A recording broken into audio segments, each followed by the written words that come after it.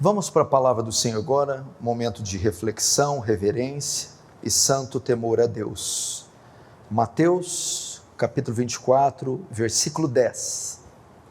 Diz assim a palavra do Senhor: nesse tempo, que tempo Jesus está dizendo aqui? No tempo do fim. Nesse tempo, muitos hão de se escandalizar, trair e odiar uns aos outros. Vamos para o verso 12. E por multiplicar-se a iniquidade, o amor se esfriará de quase todos. Verso 13. Aquele, porém, que perseverar até o fim, esse será salvo. Deixa aberto aí Mateus 24, não feche. Feche apenas os olhos, vamos orar mais uma vez.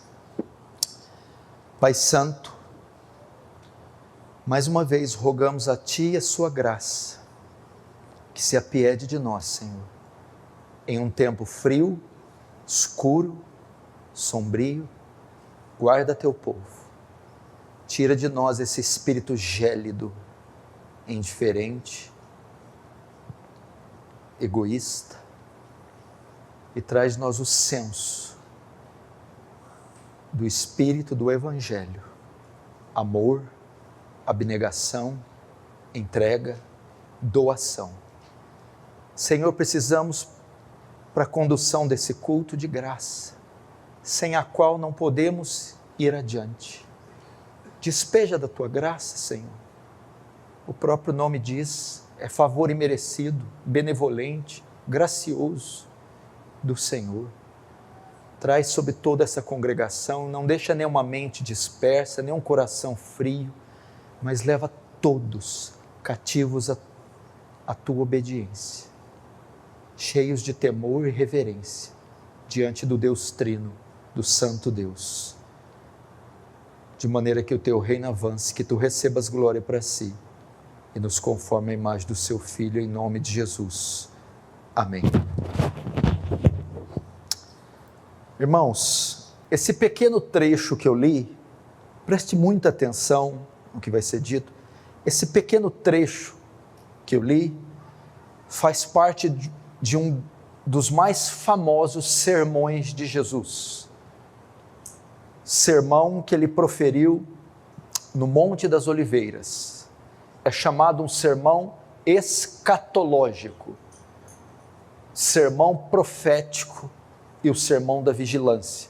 Por que tem esse nome? Sermão escatológico e sermão profético. São profecias que Jesus faz de acontecimentos que ocorreriam próximo ao fim dos tempos, ao fim do mundo. Acontecimentos, sinais que ocorreriam, que marcariam o retorno de Jesus, a volta de Jesus.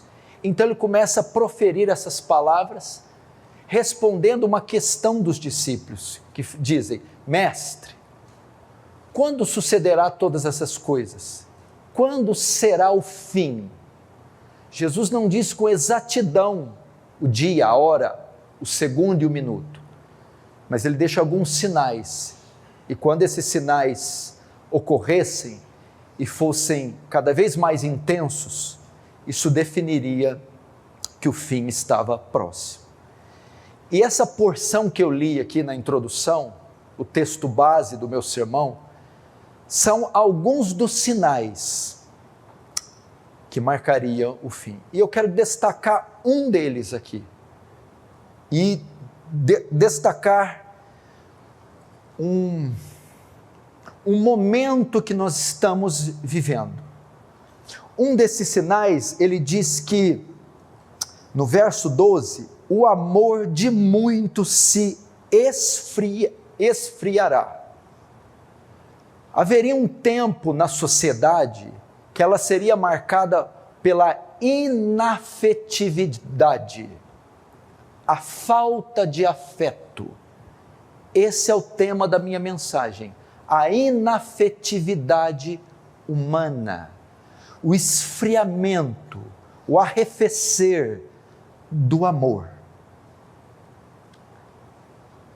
E parece que nesses tempos, nenhum desses sinais tem se cumprido com tanta precisão, com tanta profundidade, com tanta extensão, como esse sinal. Estamos fazendo parte de uma geração fria. Pessoas sem amor fraternal, sem amor ao seu próximo. Um tempo onde estamos vendo uma sociedade tomada pela indiferença. Não há preocupação com o sofrimento alheio, com a dificuldade alheia. Um desinteresse pela necessidade do próximo. Uma indiferença pelo sofrimento do próximo. É uma geração fria, onde ninguém se importa com ninguém.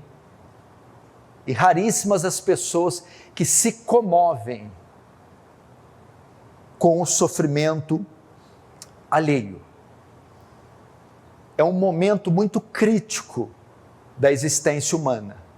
Uma geração profundamente egoísta. E Jesus disse que esse cenário seria típico do fim.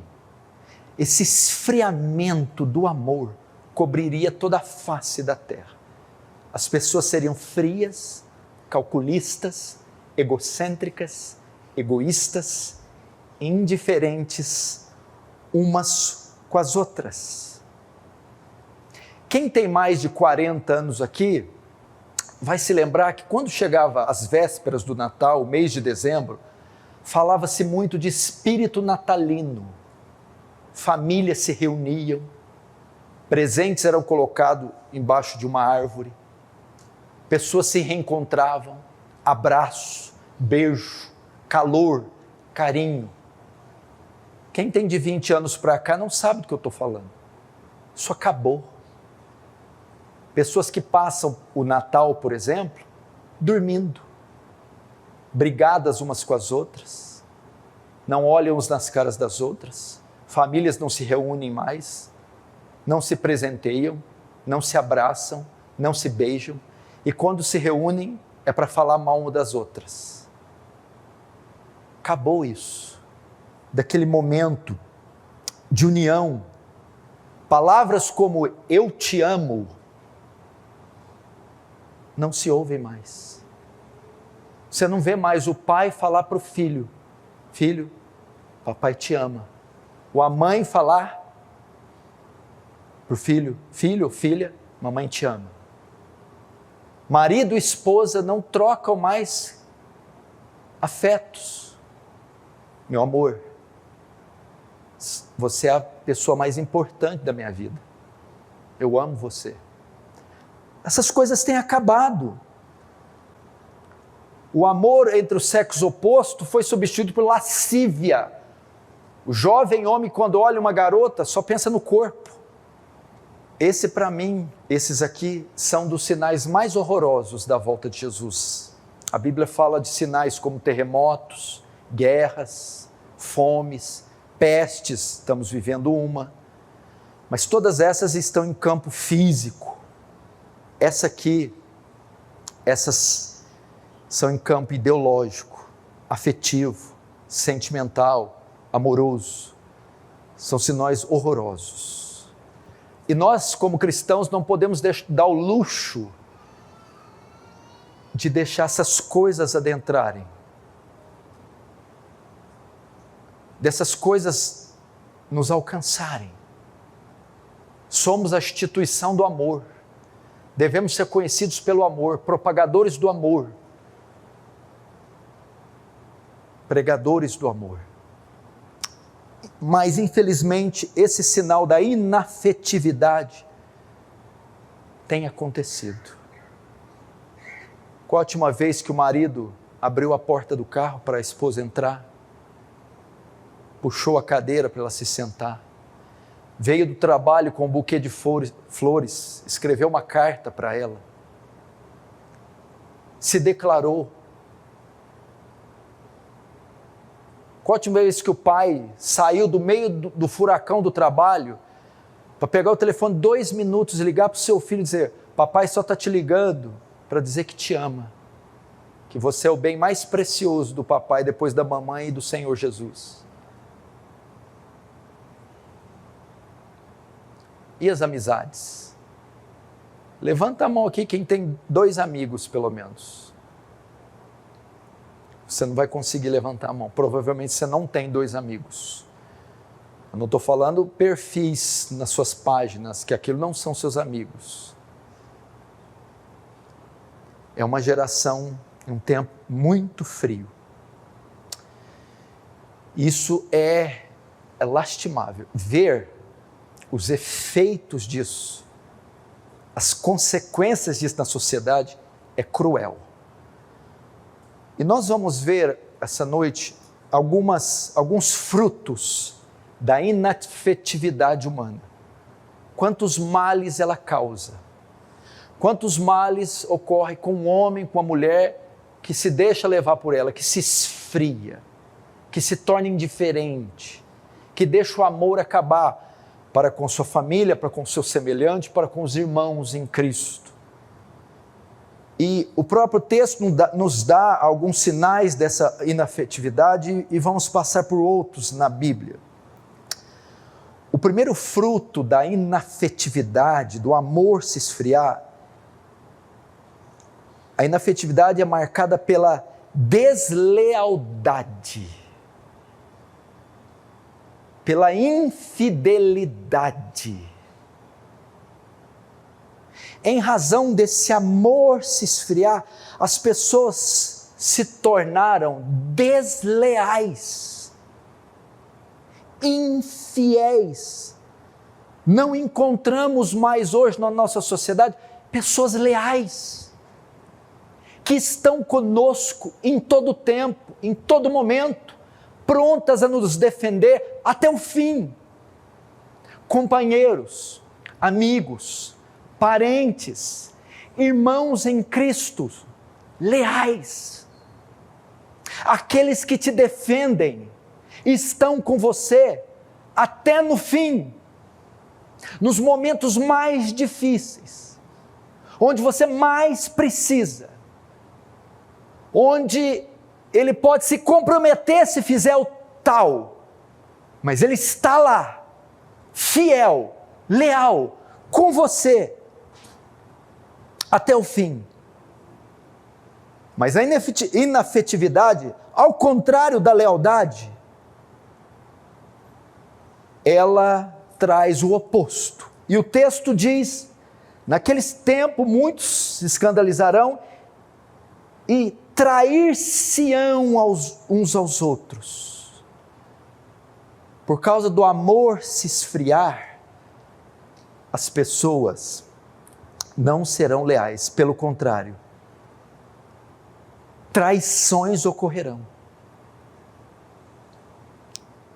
Nós, na nossa caminhada nesse mundo, nessa sociedade, somos marcados por isso, traidores, pessoas em quem nós confiamos, em quem nós fizemos alianças, com quem fizemos alianças, com quem fizemos vínculos, e nos deixaram no momento que mais esperávamos, nos traíram, voltaram as costas, traíram. Isso é fruto do amor se esfriando. Alianças que são facilmente quebradas, desfeitas, vínculos que não duram. É uma sociedade marcada por isso, alianças feitas de papel, vínculos que você tem uns com os outros que não resistem à menor provação. Pessoas que estão com você, pessoas que fizeram alianças com vocês, vínculos, mas são vínculos e alianças condicionais. Na menor das oposições, eles voltam as costas. Por quê? Por causa da inafetividade, da frieza. As pessoas são infiéis. Veja o caso mais drástico da história da humanidade. Judas. Parece que Judas devia estar vivendo nossos tempos. Judas. Jesus o chama para ser um dos 12 apóstolos. Faz uma aliança com ele. Confia a ele parte do ministério messiânico. Confia a tesouraria do colégio apostólico. O que Judas faz? Trai Jesus por 30 moedas de prata. Olha que aliança de papel, uma aliança que não resistiu uma provação. Então, quando ele chega com os guardas, dá um beijo em Jesus. Judas, com um beijo traz o Filho do Homem? Nós estamos vendo Judas em nosso meio. Judas, por causa dessa falta de amor, a consequência é a deslealdade. O que está acontecendo, irmão? Você não pode confiar em ninguém nesse mundo. Pessoas que você abre o seu coração, abre a sua vida, deposita confiança, caminha com você, caminha ao seu lado. E na menor das oportunidades, trai você, te apunhala pelas costas, puxa seus tapetes, desfaz o vínculo, quebra a aliança, a troco de nada ou de bem pouco. Simplesmente se endurecem, simplesmente te resistem, simplesmente voltam as costas, não tem palavra, não tem integridade, não tem caráter. Como diz um grande filósofo da era pós-moderna agora, uma sociedade líquida, fluida, não há solidez em nada. Que isso? Quanta gente no seu aparelho celular você já bloqueado. Outro dia era seu melhor amigo, agora está bloqueado. Nos seus perfis, bloqueados. Você quer apagar, deletar, pessoas que não olham na sua cara. Desleais, infiéis, traidoras. Se você tem alguém que está do seu lado até o fim, levante a mão e louve a Deus, porque você não vai encontrar isso mais. Segundo fruto da inafetividade, do esfriamento do amor, ódio. E o texto ainda diz, nesse tempo muitos hão de escandalizar, trair e odiar uns aos outros. Odiar-se-ão uns aos outros. Por causa do amor se esfriar, o amor vai ser substituído pelo ódio, raiva. Pessoas hoje são dominadas pelo sentimento de vingança, desejo do mal alheio, pessoas que querem a sua ruína. Que isso, gente? E muitas vezes isso dentro da igreja, não são sinais que se cumpririam somente entre a sociedade pagã, mas ia haver traidores no meio do povo de Deus, e gente com ódio, irmão odiando irmão dentro da igreja, querendo se vingar, desejando que você tropece, querendo sua ruína. Como é que pode isso? Pessoas que torcem contra você, que não se alegram com o seu sucesso, pessoas que se irritam com o seu sucesso, pelo contrário, se alegram, se satisfazem com a sua derrota.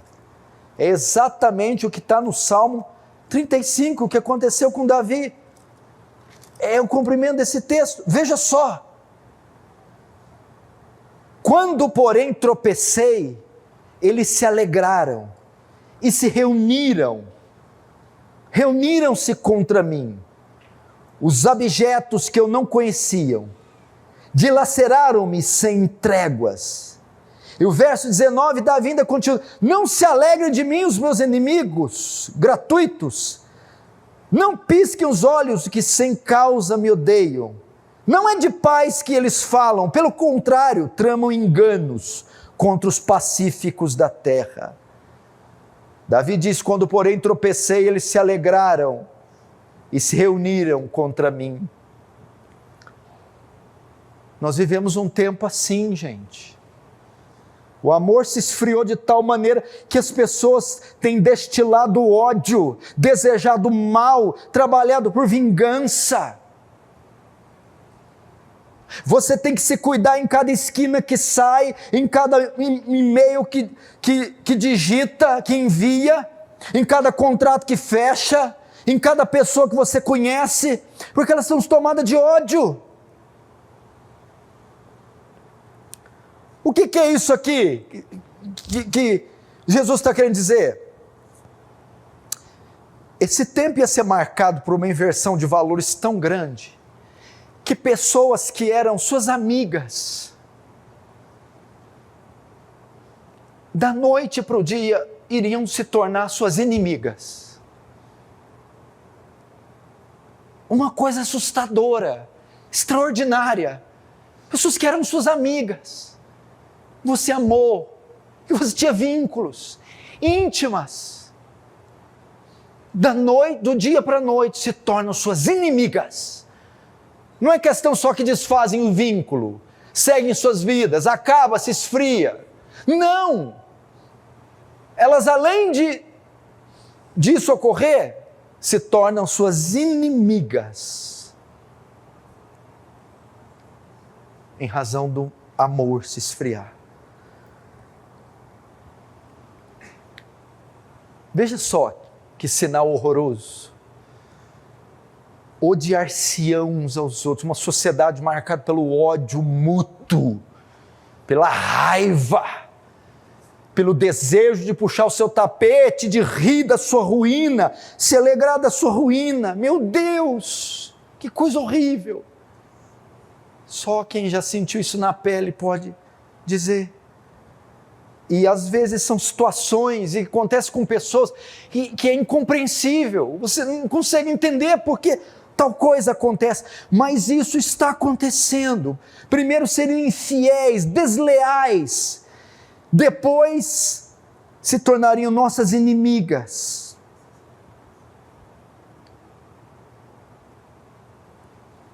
Você conhece o sabor do ódio? O sabor de ter o inimigo? Você conhece esse sentimento mais ruim do que você saber que alguém odeia você, que alguém torce contra você, que alguém deseja o seu mal, conspira contra você, maquina, orquestra algo contra você? Isso vem ao seu conhecimento, é o sentimento mais horrível que tem para a alma, é saber que pessoas tramam contra você, que não manifestam nenhum tipo de afeição, nenhum tipo de amor por você. E pessoas que outrora eram suas amigas, como Davi vai dizer no Salmo 55, de Aitofel, íamos ter juntos, éramos amigos. A ideia ali do Salmo é, jogávamos tênis juntos, trazendo para o dia de hoje, éramos amigos. E Aitofel, tomado de um ódio, sogro de Davi, que corrompe e faz a cabeça do seu filho Absalão para tomar o trono do pai, num golpe de estado. E Davi vai escrever o Salmo 55 dizendo, como é que isso aconteceu? Eu era parceiro, eu era amigo desse homem. Porque o amor de Aitofel se esfriou. O terceiro fruto da inafetividade é a ingratidão. Ingratidão. O texto de 2 Timóteo diz que o fim seria marcado por isso, Sabe, porém, isso, que nos últimos dias, 2 Timóteo 3, virão tempos difíceis, pois os homens serão egoístas. Em outras traduções, amantes de si. Por se esfriar o amor, uma das características, um dos frutos, seria a ingratidão. As pessoas seriam ingratas com você. Elas se esquecerão do bem que você já fez a elas. Você um dia as amou, cuidou delas, se colocou entre elas e o perigo, as defendeu, zelou por suas vidas, proveu a elas recursos, e de repente elas voltam as costas para vocês. Você se lembra de José? José é acusado de violentar a mulher de Potifar, condenado à prisão, à masmorra no Egito. E ele é preso junto com o padeiro e com o copeiro-chefe.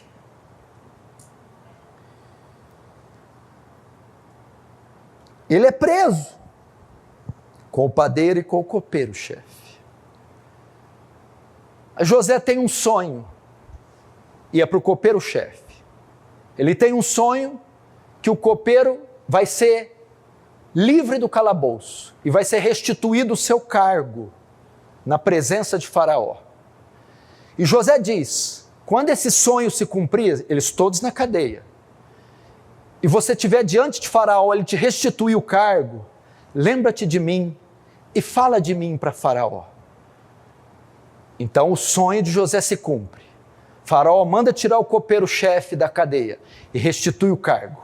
E ele se apresenta diante de Faraó, mas a Bíblia diz, e o copeiro-chefe se esqueceu de José, não se lembrou de José.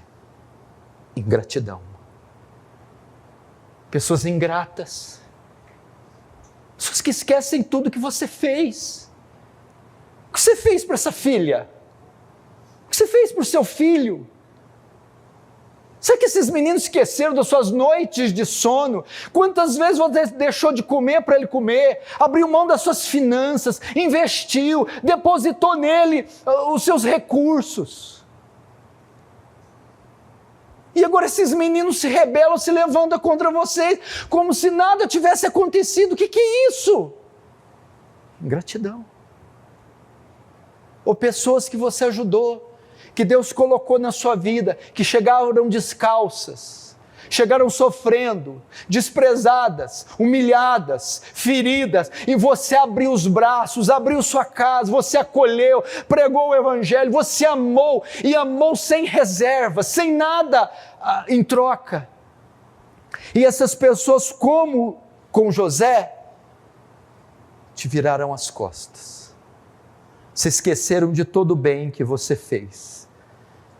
Por quê? Porque o amor está se esfriando e elas se tornam ingratas. E Paulo vai dizer, nos últimos dias as pessoas serão amantes de si, ingratas. O mesmo em Paulo. Meu Deus do céu, tem cabimento alguém fazer uma coisa com o apóstolo Paulo? O homem mais doce que pisou na terra, mais santo. O homem que mais trabalhou para a causa, que mais plantou igreja, que mais fez discípulos. Um homem que não comia, não dormia, não se vestia, não vivia. Entregava tudo para o reino. Ele é preso em Roma. O tempo da morte dele está chegando. Ele vai descrever as suas últimas palavras. E nas suas últimas palavras, sabe o que ele diz? No meu primeiro julgamento, ninguém compareceu em minha defesa. Por que o autor fez questão de registrar isso? Uma epístola canônica, cheia de doutrina. Porque Paulo estava frustrado. Paulo estava profundamente ferido. Pessoas que eu amei, que eu pastoreei, que eu discipulei, que eu me doei. Agora chegou o dia do meu julgamento. Ninguém compareceu para me defender. Que coisa mais trágica. A ingratidão é um fruto do esfriamento do amor. Imagina Paulo, porque Paulo, por mais colossal que fosse, era homem, tinha sentimentos. Paulo devia estar se perguntando na prisão, mas o que eu fiz? Eu sempre dei o meu melhor. Será que não tem um capaz de vir e sair em minha defesa? Não, Paulo. É porque o amor se esfriou dessas pessoas. É o que nós estamos vendo hoje. Pessoas infiéis, traidoras, vínculos superficiais, alianças que não resistem nenhuma provação, ódio, de amigas tornam suas inimigas,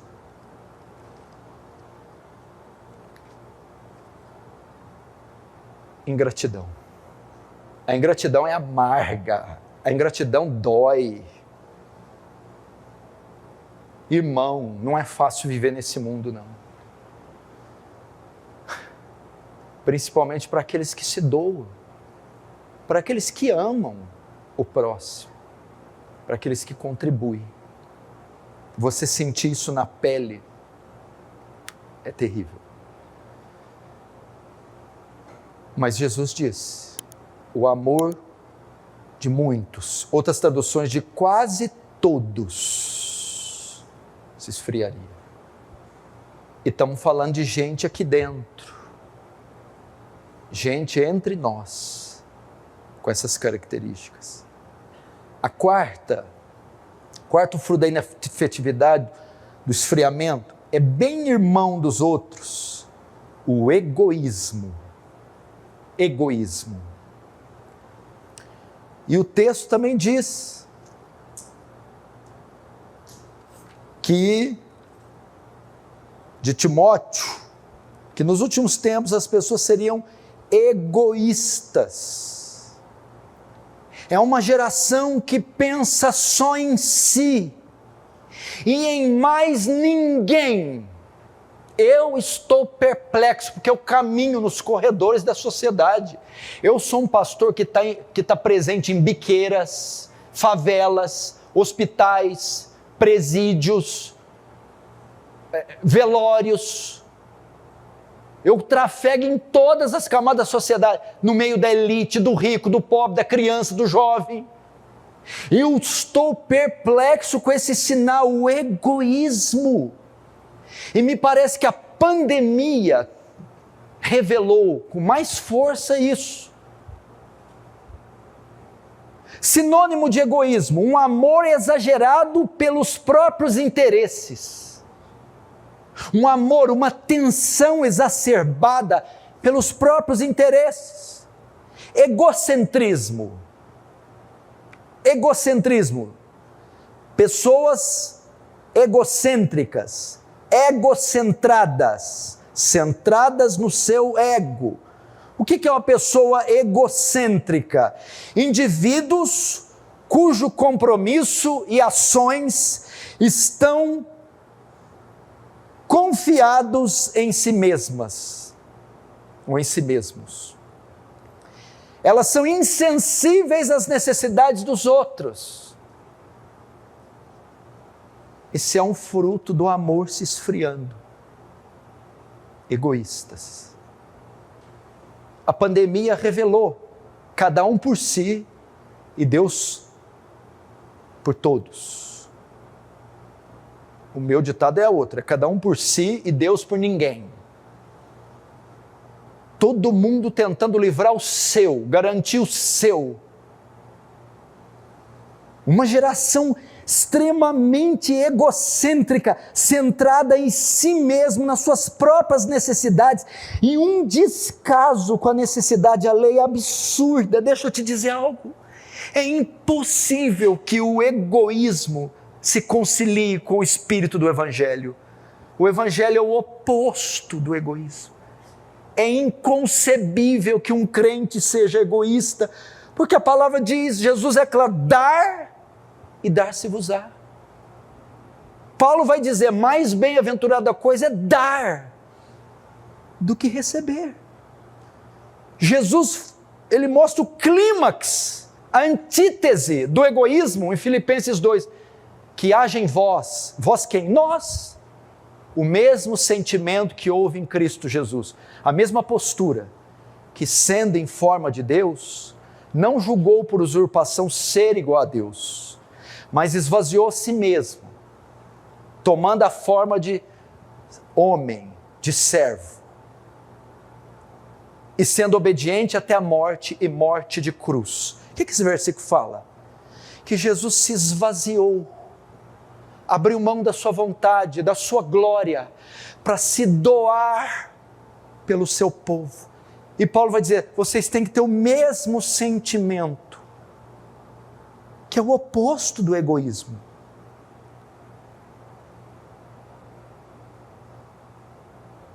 O que Jesus disse no Sermão do Monte? Quem tem 2 túnicas, reparta com quem não tem nenhuma. Se pedir para caminhar 1 milha, vai 2 com ele. Bendizei os que te maldizem, orai pelos que vos perseguem e vos maltratam. Fazei pelo próximo aquilo que você gostaria que fosse feito por você. Mas é uma geração extremamente centrada em si. Como que pode? Tem gente morrendo ao nosso lado. Tem gente mais necessitada que nós. Ninguém tem tão pouco que não possa doar. E ninguém tem muito que não possa necessitar.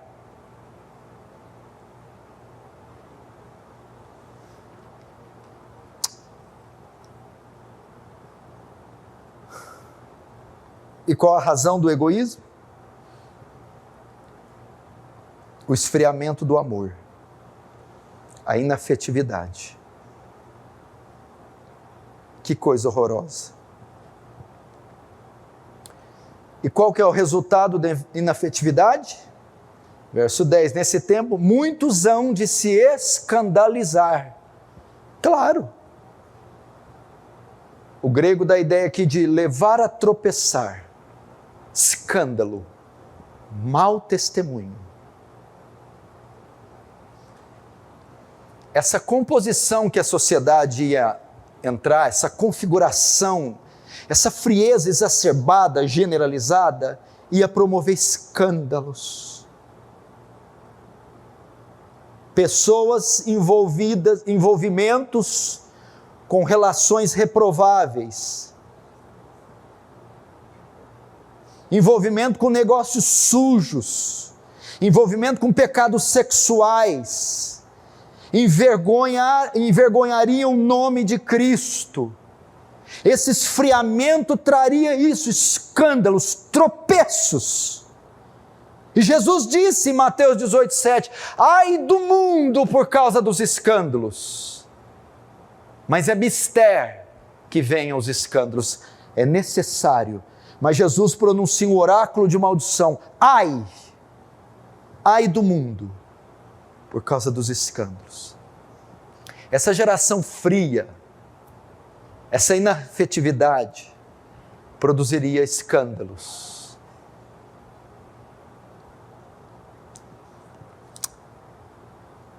E qual é a causa da inafetividade? O que tornaria as pessoas tão frias? Isso aqui, eu não estou fazendo uma narrativa do que vai acontecer daqui 100 anos. Eu estou reproduzindo o que você vê na televisão, no seu bairro, na sua sala de aula e até dentro da igreja. O que causa a inafetividade?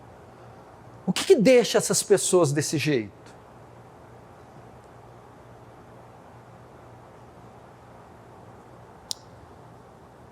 O verso 12 responde, e por se multiplicar a iniquidade, o amor se esfriará de quase todos. O aumento desenfreado do pecado. Sabe o que aconteceria? As pessoas do fim, veja só, não é só o aumento exacerbado da iniquidade, que é o que você está vendo. A nossa sociedade está bebendo iniquidade igual água. Mas não é só isso o problema. Onde que o peixe vive? Dentro da água. Mas o peixe não tem noção do quanto ele está molhado, do quanto ele está imergido na água. A questão aqui é que as pessoas se tornariam insensíveis ao pecado. Elas se envolveriam de forma tamanha com o pecado que elas nem perceberiam o quão envolvidas com o pecado. E isso faz o amor se esfriar. Olha só o que Hebreus 3 diz: tende cuidado, irmãos, jamais aconteça ocorrer entre qualquer um de vós um coração perverso e incrédulo, para que te afaste do Deus vivo. Pelo contrário, não deixa. Exorta-vos mutuamente cada dia durante o tempo que se chama hoje, a fim de que nenhum de vós se endureça, se torne insensível pelo engano do pecado. Entendeu? O pecado endurece, torna o coração insensível. E as pessoas estão praticando isso por quê? Elas estão tão ladeadas pela iniquidade, o pecado está tão estampado em nossa sociedade, nós temos tanto contato com o pecado, que às vezes ele está nos afetando sem que percebamos. E a iniquidade vai entrando pelas janelas dos olhos, as portas dos ouvidos, vai entrando nos nossos sentidos, vai nos inundando, vai nos seduzindo, vai nos manchando, e nós nem percebemos. E esse multiplicar, essa insensibilidade quanto ao pecado, faz o amor se esfriar.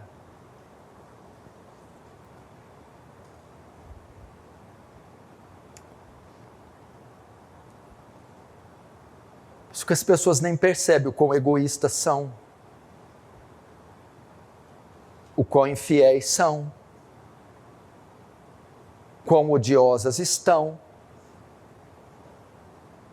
quão egoístas são. Elas não percebem, porque se tornaram insensíveis, banhada de iniquidade, qual estão. Isso é o pecado, gente. E Hebreus diz, cuidado para que vocês não se endureçam pelo pecado. E se tornam essas pessoas frias, indiferentes.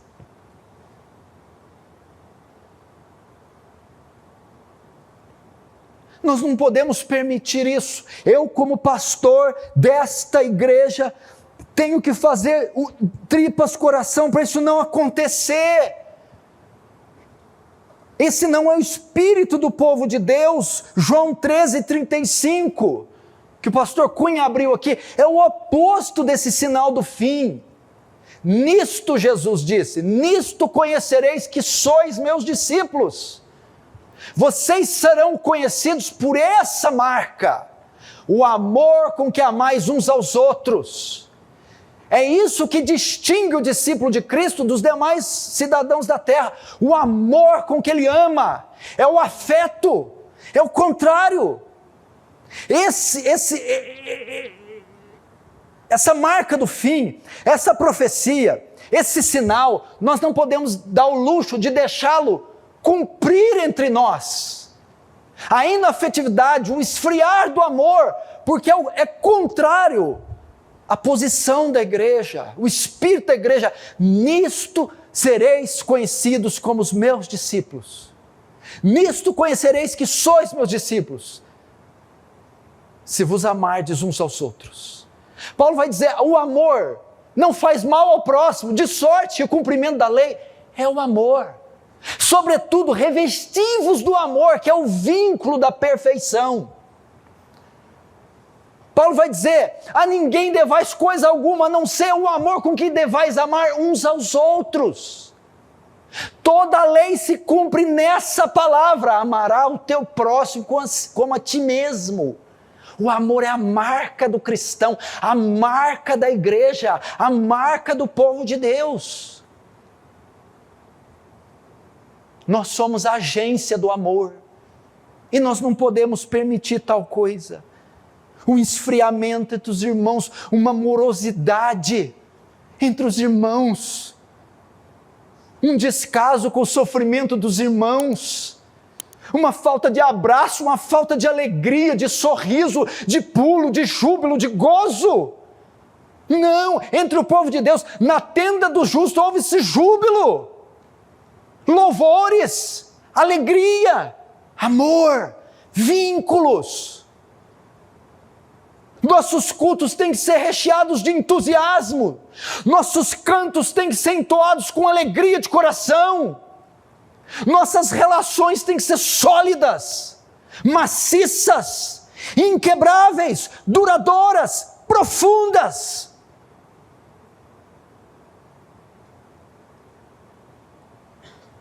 Sobretudo tenhais ardente amor uns para com os outros, porque o amor cobre a multidão de pecados. É um amor ardente, é um amor pronto a dar a vida. Não é deixar de olhar na cara do irmão porque deve R$150. É um amor.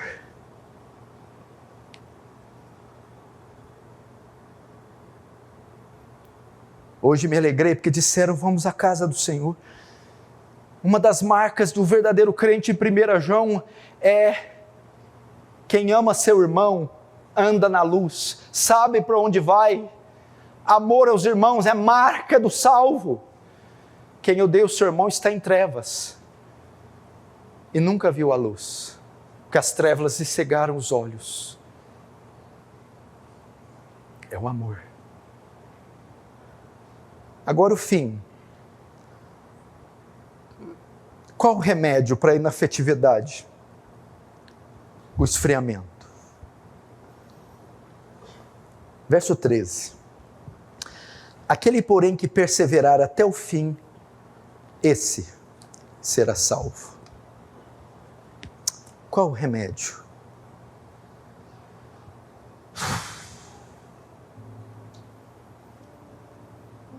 Como prevalecer sobre tudo isso? O que o texto diz? E aquele que perseverar, é como se essas ondas viessem sobre a terra e cobrissem toda ela, essas ondas de escuridão, ondas de iniquidade, ondas de ódio, ondas de infidelidade, ondas de esfriamento. E Jesus disse: resistam, suportem, lutem. E aquele que perseverar, resistir, não ceda ao esfriamento, não ceda ao ódio, não ceda à tentação de se vingar, não ceda ao desejo de trair. É o que o escritor aos Hebreus diz: exortai-vos uns aos outros durante o tempo que se chama hoje, a fim de que ninguém endureça pelo engano do pecado. Aquele que está de pé, cuide para que não caia. Jesus está mandando vigiar, lutar. Estaremos sujeitos a essas ondas, esse assédio, a essas setas. Seremos tentados a sucumbir, mas Jesus diz: persevera, resiste. Isso o texto diz: aquele que persevera até o fim será salvo. Sabemos que há salvos, que haverão salvos. Se existe salvos, se haverão salvos, se existiram salvos, é porque perseveraram. Então é porque há essa possibilidade. Vamos resistir à inafetividade. O espírito natalino pode ter acabado para eles, para nós não. Além de não acabar, tem um significado muito mais elevado: a encarnação do Senhor. As comemorações para nós têm significado. O dia do aniversário do seu filho, não esqueça, não passe em branco. Abrace seu filho, você é o presente do papai. Abrace-o, lembre-o, comemore, festeje esse dia. O seu casamento, não esqueça, é a data mais sublime da sua vida depois da conversão. Você se tornou uma só carne com a sua mulher. Ela é sua amada, sua querida, o seu amado, o seu querido. Valorize esse dia. Não faça de sua mulher só um objeto sexual, que é fruto da inafetividade, a lascívia. Não. Diálogo, carinho, respeito. Isso é muito maior que sexo. Romantismo.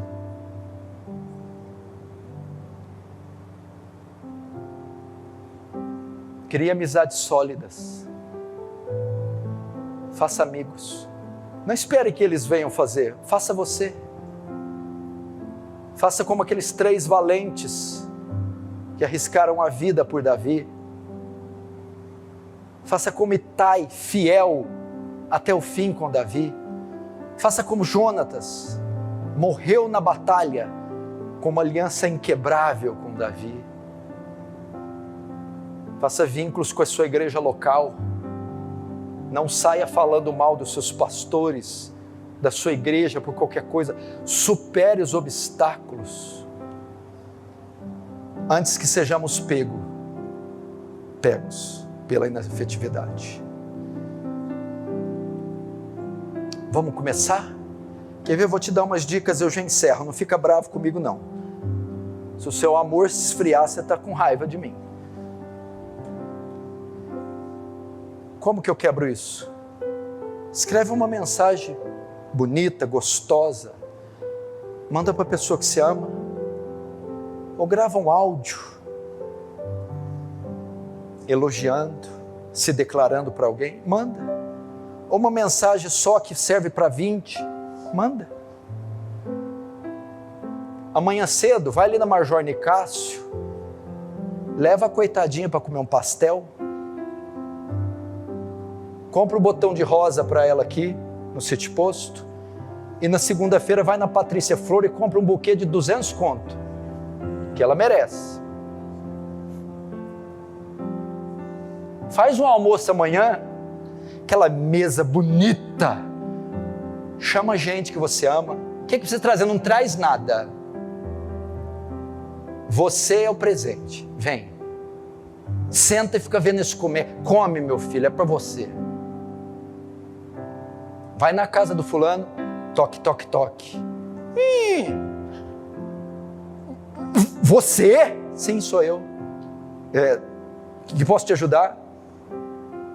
Vem te dar um abraço. Já chama a ambulância, que ela vai morrer do coração. Vai. Faz isso, gente. Telefona. Lembra antes? Faz um DDD. Um DDI.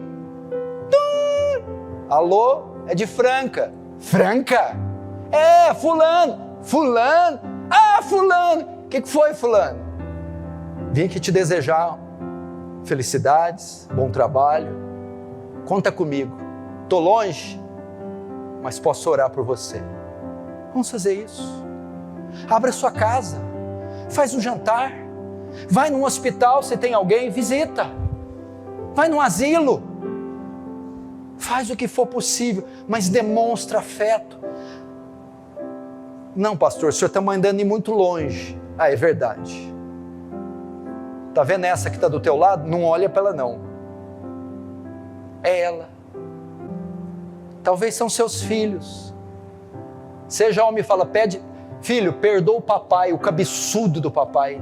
Nunca mais o papai vai falar as coisas que falou, vai tratar você como trata. Amanhã o papai vai acordar cedo e passear com você. Os irmãos, fulano, nada não, mas estou aqui, conta comigo. Amém? Vamos fechar os olhos e curvar nossa cabeça.